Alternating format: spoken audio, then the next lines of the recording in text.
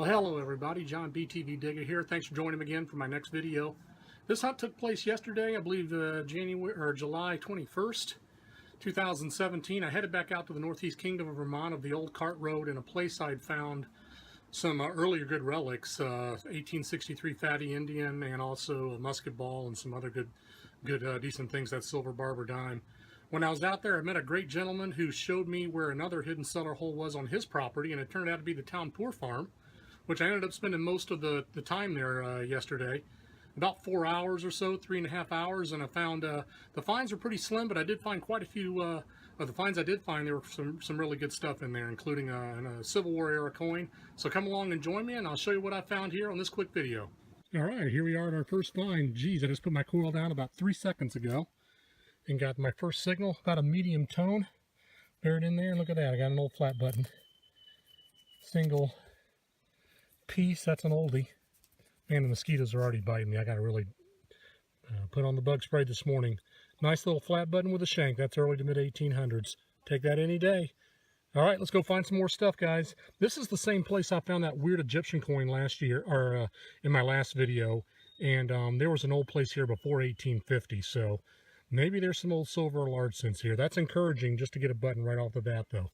All right, well, I'll move my way on back up into the woods from where I found that first flat button. Interestingly, while I was just digging it and starting to move on, a car stopped by and a nice young man got out, about my age, named Andrew, whose family owns the property, a lot of the properties back up in here. I was just right alongside the road, so there was no concern, but he told me that there was a larger cellar hole complex back up in the woods that I was unaware of and well off the road, and I asked him if he could detect it, and he said, go ahead, hit it, go for it. So I've kind of bushwhacked my way up in here about 50 yards out of the field, and there's a very large cellar hole complex and barn and barway back up in here. This is an old place. It's kind of hard to see through the woods there, but I'm just kind of walking the driveway part from what I can make out. There's a lot of roads that come in and out of here, apart from probably old logging roads, but there's a lot of signals in here, so it hasn't been hit totally hard, totally thoroughly, and I got a decent mid-tone to high tone in here. Let me show you what I picked out of here if I can find it. This is kind of a nice one, an old suspender clip. And I have never dug a variety like that. Similar to digging with 7, I seem to dig a different variety almost every time. See, there's the little clasp right there on it, so probably mid-1800s. That's an older looking variety for sure. Very nice find. All right, let's go ahead and find some more stuff. That was right in the road, and I got that flat button and now this, so let's see if we can find some more relics here, guys. On to the next find. All right, folks, the foundation is right there, and then there's the driveway kind of going there. So I just kind of came off the slope here of the driveway and came down here. And let's see if you can bear with me here. I think I've got my first coin here. It's a heavier one. Is that a 2-center, baby? It was ringing up in kind of a weird mid-tone. 2-center shield nickel. Oh, yeah, look at that. See if I can get that into shape. There's the shield on the back. I think this is another 2-center. Can I tell? Is that it? Oh yeah, 2-cent piece, baby. Very nice. I'll have to get a date. The date's on the back of the shield, right down there. Let me toothbrush that off, and I'll come back with you and see if I can get a date on that. That one's going to be in really good condition. Those 2-cent coins, the bronze make coins, and like the Canadian large cents that are made out of bronze, they hold up really well in these Vermont soils. Thing does not want to stay in focus. That's a great find. Let me brush it up, and I'll come back with a close-up shot in just a sec. All right, folks, I've come back and see if I can show it to you in the sunshine there.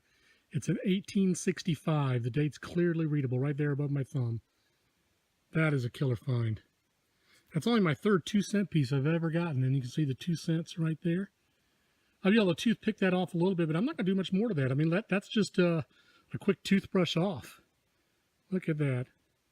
All right, there's got to be some large cents and some other stuff here. That's a 2-cent piece and a suspender buckle. I also got a harmonica reed at this old cellar hole within about a half an hour. So I'm going to stick around here. Let's see if we can find a few more things. On to the next. Okay, once again, guys, staying in the driveway here. Cellar hole is right back in there, and there's a large barn complex and a ton of area to swing. But there's a ton of trash around here anyway, typical of a cellar hole. So you just got to go slow and try to pick out the few targets in between. The good news is, of the medium tones I have dug, there's only been about 3 shotgun shells. So that's a good sign. So here's my next find, and this is a cool one. I have never found one of these guys. Look at this. It's one of those ball buttons or zouave buttons. Look at that. That's cool.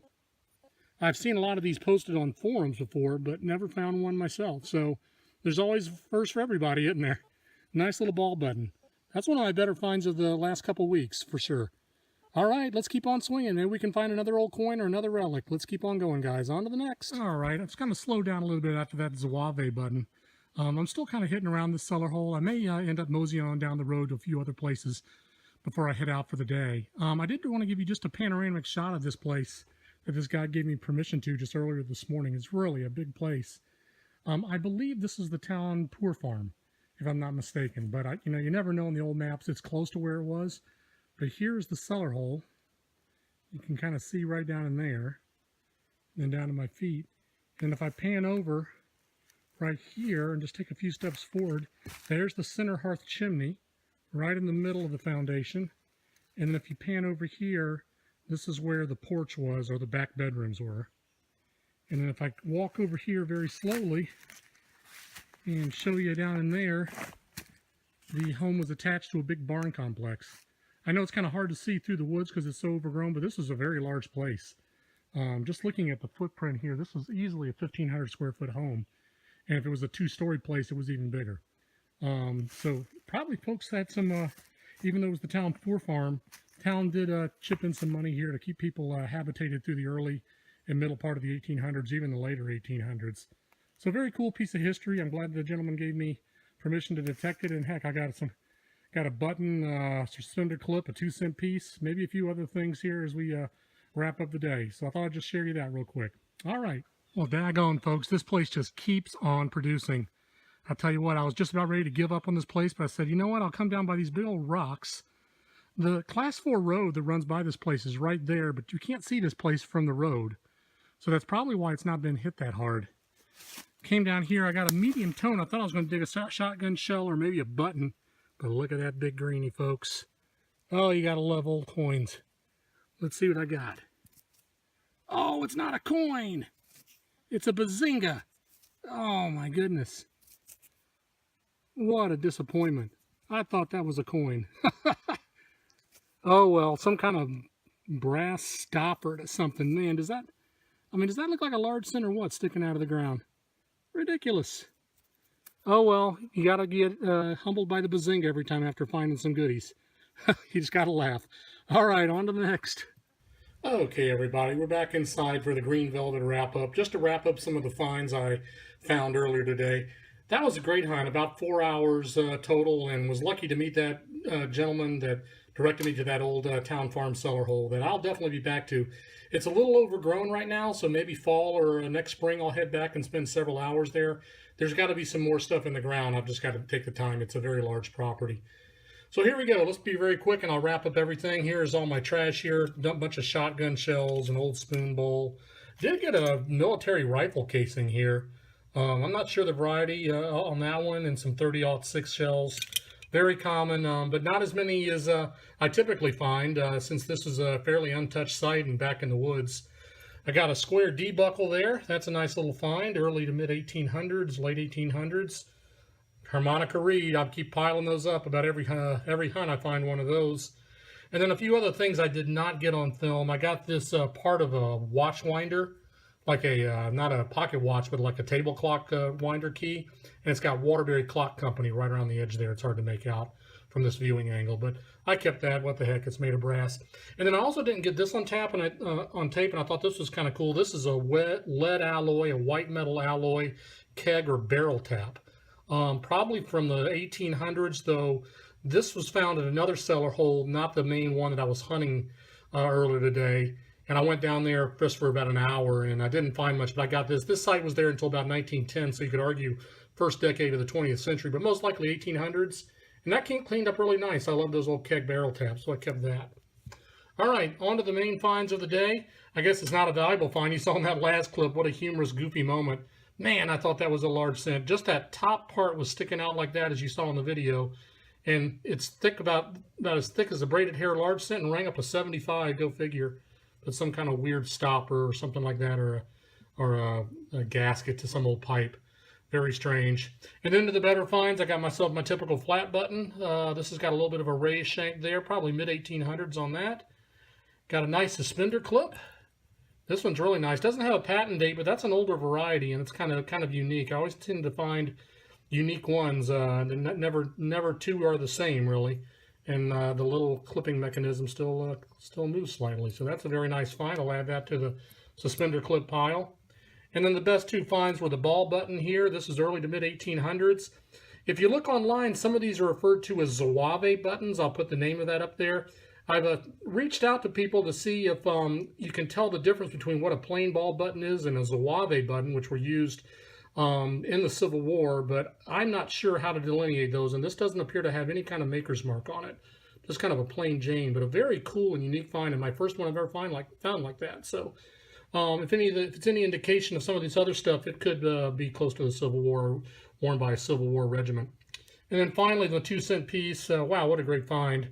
About 5 or 6 inches. I was lucky to swing my coil over. I barely picked it up and on the Fisher F2, and I was digging down and was lucky to pop this guy out. In extra fine condition, though, with some corrosion. It's an 1865, and if you look on the coin book, there were two varieties of the 1865, a plain 5 and a fancy 5. Both are the same value, really. This is a fancy 5 version. Probably 30 bucks at a coin store, even given the corrosion, given such fine detail, but only my third 2-cent piece I've ever found, and that's a really, really great find. So I am very happy to have that. All right, well, that's a wrap for today. I appreciate you joining me for the next video, and I'll be heading out in the woods in the coming weeks and get you some more stock footage to show, some goodies from the woods and relics from northern New England and northern Vermont. Thanks for joining me, and remember, get out there and dig it all up. It's waiting for you to find. This is BTV Digger.